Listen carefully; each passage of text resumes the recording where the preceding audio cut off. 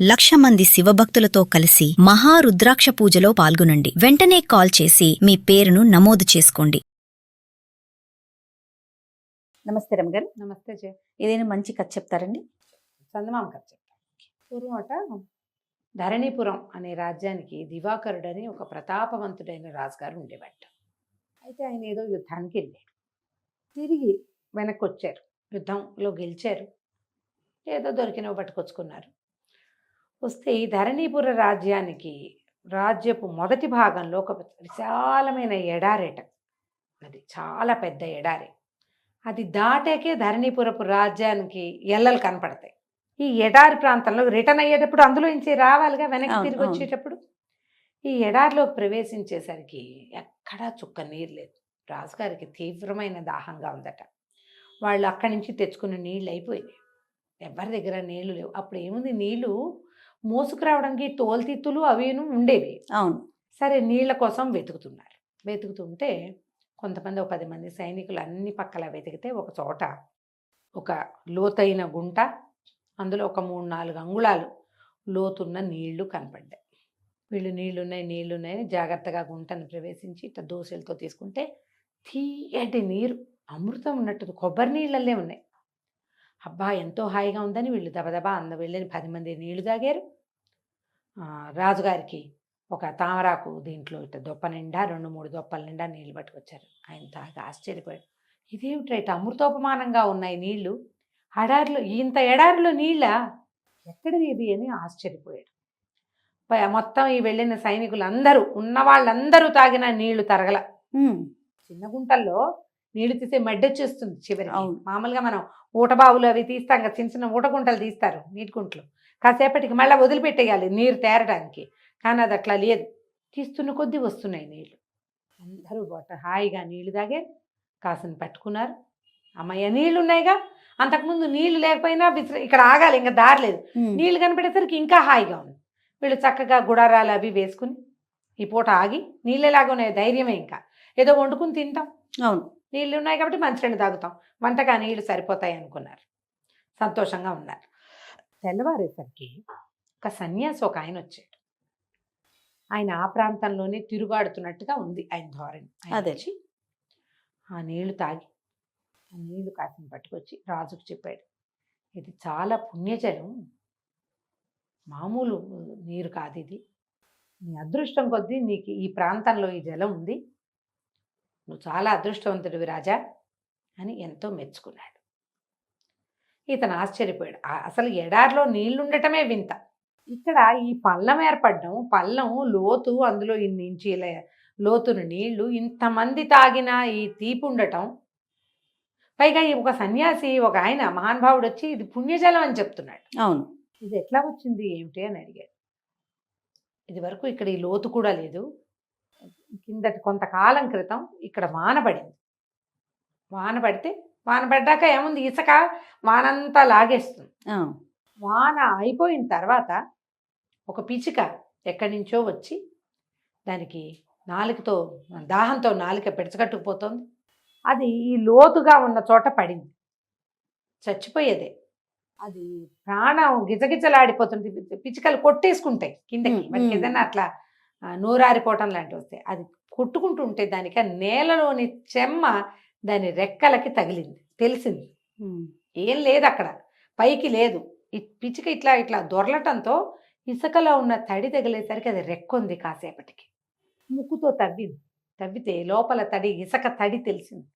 ఆ తడిని బాగా పీల్చుకుని సంతోషంగా వెళ్ళిపోయింది, బతికింది. పిచ్చుక ఏం చేసింది, ఇట్లా ఇట్లా అన్నది కదా, అంత గుంట పడింది. మర్నాడు ఒక గద్ద పైన తిరుగుతూ నీటి కోసం వెతుకుతోంది. దానికి ఇంత గుంట, పిచ్చిక చేసిన గుంట ఎంత, అందులో తడి ఆనవాళ్ళు గద్దకు తెలిసింది. దాని ముక్కు పెద్దది. అవును. అది వచ్చి అటు ఇటు ఇసుకంతా జిమ్మేసి ఆ వచ్చిన తడిని పీల్చుకుంది అది కూడా. మర్నాడు 2 నక్కలు వచ్చినాయి ఇక్కడికి. నక్కలు తవ్వుకున్నాయి. ఇక్కడ తడి ఉంది తెలిసింది వాటికి, లోపల తడి వస్తుంది అని. తవ్వి కాసేపు ఆగి తేరిన నీటిని తాగి సంతోషంగా వెళ్ళిపోయింది. నక్కలకి ఎట్లా తెలిసింది, గద్ద చెప్పింది ఇక్కడ తడి ఉందని. ఈ నక్కలు అడవిలోకి పోయి ఆ దారిలో వెళ్తే అక్కడ తడి ఉందని కొన్ని జంతువులకు చెప్పినాయి. ఆ జంతువులు వచ్చి అవి దొర్లి ఇది పిచిక చేసింది ఇంత, గద్ద చేసింది ఇంత, నక్కలు ఇంత చేసి, ఎలుకలు ఎలుగులు ఏగోళాలు ఇంతంత ఇంతంత ఇంతంత చొప్పున చేసి చివరికి కొన్ని ఏనుగులు వచ్చి దీన్ని పెద్దవి చేసినాయి. బా. ఈ జంతువులు తాము తీసుకున్న రుచిని ఇంకో దానికి తెలియజేసి దీన్ని పెంచినాయి. ఎప్పుడు వానబడినా ఇక్కడ స్టే అయిపోతాయి, నీళ్ళు ఉండిపోతాయి అందులో. జంతువులు సంతోషంగా వచ్చి ఇక్కడ నీళ్ళు తాగుతున్నాయి. అవి ఒకటికొకటి సహాయం చేసుకోవటం వల్ల ఇది పుణ్యజలమైంది. ఈ జలాన్ని గౌరవించు రాజా అని చెప్పెళ్ళాడు సన్యాసి. రాజుగారికి అనిపించింది, ఎంత బాగుంది, ఎంత బాగా జరిగింది, అమృతంలాగా ఉన్నాయిగా నీళ్ళు, ఓ పని చేద్దాం అని చెప్పి చకచక ఈ సైనికులందరినీ బెతాయించి దీన్ని విశాలమైన తటాకంగా చేశాడు. నీళ్ళు ఊరినే ఫుల్ నీరు వచ్చింది, అడుగునుందనమాట జలం. కానీ విశాల తటాకం చేసే రోజుల్లోనే రాజు కనిపించేది ఏంటో తీపి లేవు నీళ్లు. మొదట్లో తీగా ఉండేవి. క్రమంగా ఏం చేశాడు, ఒక పెద్ద తటాకం అయిన తర్వాత చుట్టూతా గోడ కట్టించాడు. ఇక్కడ కొంతమంది సైనికుల్ని కాపలా ఉంచాడు. ఈ దారే పోయే వాళ్ళకి ఎవరైనా ఇక్కడ ఉన్న వాళ్ళు సత్రం భోజనం అన్నీ అరేంజ్ చేశాడు. ఎందుకంటే ఇదేమో ఏమంటారు, ఎడారే. అవును. ఈ ఎడారంతా దాటితేనే కానీ ఊరి ఎల్లలు తగలవు. బయట నుంచి వచ్చే వాళ్ళకి ఇదే ఆసరా, మన ఊరి నుంచి వెళ్ళేటప్పుడు కూడా ఇదే ఆసరాగా ఉంటుంది. ఈ సరోవరం తవ్విచ్చాడుగా, దానికి దివాకర సరోవరం అని తన పేరు పెట్టుకున్నాడు. అవతల ఒక దేవాలయం కట్టించాడు, ఓ సత్రం కట్టించాడు. దేవాలయంలో ఉద్యోగులు ఉన్నారు, సత్రంలో ఉద్యోగులు ఉన్నారు, చెరువుకి కాపలా ఉన్నారు. ఈ పనులు చేయడానికి ఎంతమందో పనివాళ్ళు వచ్చారు. బోళ్ళంత మందిని ఇక్కడ పెట్టాడు. అక్కడి నుంచి ఉద్యోగులు మారుతుండేవాళ్ళు. 6 నెలలకి 3 నెలలకి, ఆ 3 నెలలు ఇక్కడ చెయ్యాలి. తర్వాత వాళ్ళని ఊళ్ళోకి రప్పించి ఇంకో గుంపుని ఇక్కడికి పంపేవాళ్ళు. కొద్ది రోజులకి ఈ నీళ్లు తాగడానికి పనికి రావని పుట్టింది ప్రథ. ఇంకా ఆశ్చర్యంగా, ఎందుకు కాదు, అమృతోపమానంగా ఉన్నాయి కదా. అప్పుడు ఆయనేమో పుణ్యజలం అని చెప్పాడు.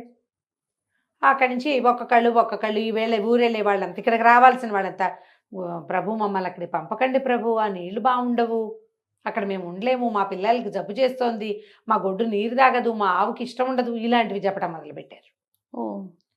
ఆయనకి అర్థం కాలే. ఈయన ఏమన్నాడు, సైనికులతో చెప్పాడు, అక్కడ ఒక సన్యాసి తిరుగుతూ ఉంటాడు రోజు, ఆయన్ని పట్టుకురండి అన్నాడు. ఏ సన్యాసి ఇక్కడికి రావటం లేదు. రాకపోవటం ఏమిటి, అప్పుడు ఆయన రోజు వచ్చాడే మేము అక్కడ ఉన్నప్పుడు. సరే అందరికీ చెప్పి పెట్టాడు, సన్యాసి వస్తే నా దగ్గరికి తీసుకురండి.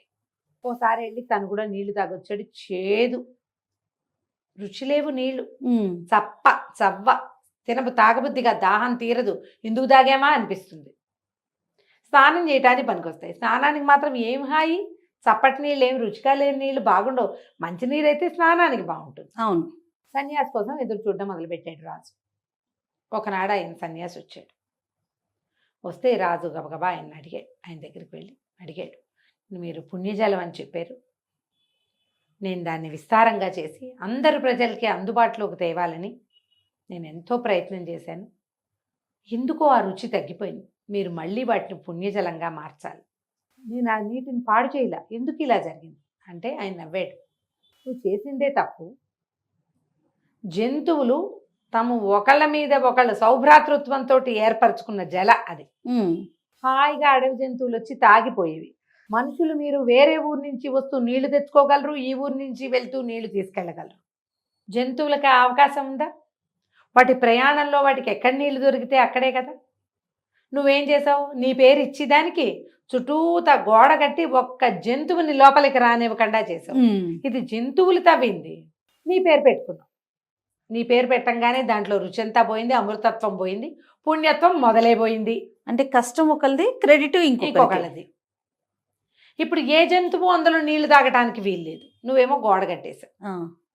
అందుకే దాని రుచి పోయింది, దాని పవిత్రత పోయింది అనగా నేను చాలా బాధ వచ్చింది. నిజం. సరే ఏం చేశాడు, మొత్తం గుడి గోపురం మొత్తం గుడి వదిలేశాడు. ఆ దారి వెళ్ళే వాళ్ళు దండం పెట్టుకుంటారు, చుట్టూతో ఉన్న గోడ తీసేసి మంచి పని, సత్రాన్ని దూరంగా పెట్టి ఎవరైనా తాగొచ్చు. తటాకానికి చుట్టూతా మెట్లు గిట్లు అన్ని కట్టారు. మెట్లు గిట్లు మొత్తం తీసేశారు, ఏం లేవు, ఒట్టి పళ్ళం ఉంది అక్కడ, నీళ్లున్నాయి. మొత్తం మెట్లు అన్నీ తీసేశాక ఆ రోజు రాత్రి తిరిగి వచ్చేస్తుంటే సైనికులు కొంతమంది చెప్పారు, అడవి జంతువులు వస్తున్నాయి నీటి దగ్గరికి అని. మళ్ళీ సంవత్సరం రాజుగారు వెళ్ళేటప్పటికి ఆ తటాకం ఇదివరకు అంత పెద్దది కాదు, ఇప్పుడు చిన్నదే ఆ తటాకం. కానీ ఇట పురుషుడు నీళ్లు తాగితే అన్నం తినక్కర్ల, అంత హాయిగా ఉన్నాయి ఆ నీళ్లు. ఆయనకు అర్థమైంది ప్రతిదానికి మన పేరు పెట్టకూడదు, ప్రజలకు అందించాలనే ఉద్దేశంతో దాని ఒరిజినాలిటీని పాడు చేయకూడదు అని చెప్పి దండం పెట్టేసుకున్నాడు. ఓకే. ఆ దారిలో ఎప్పుడు అడవి జంతువులు నీళ్లు తాగుతూ కనపడేవి. అలాగని అవి మనుషులు తాగడానికి పనికిరాని నీరుగా ఎప్పుడూ లేవు. ప్రయాణికులు ఎవరైనా ఆ నీళ్ళని వాడుకునేవాళ్ళు, ఆ సత్రంలో భోజనం చేసేవాళ్ళు, ఆ దేవాలయంలో దర్శనం చేసుకునేవాళ్ళు, హాయిగా ఎవరి దారిని వాళ్ళు పోయేవాళ్ళు. జంతువులు యథేచ్ఛగా రాత్రి వేళలో అక్కడ నీళ్లు తాగడానికి వచ్చేవి. కథ కంచికి మనం ఇంటికి. అద్భుతమైన కథ రమ్మగారు. నమస్తే అండి. నమస్తే జయ.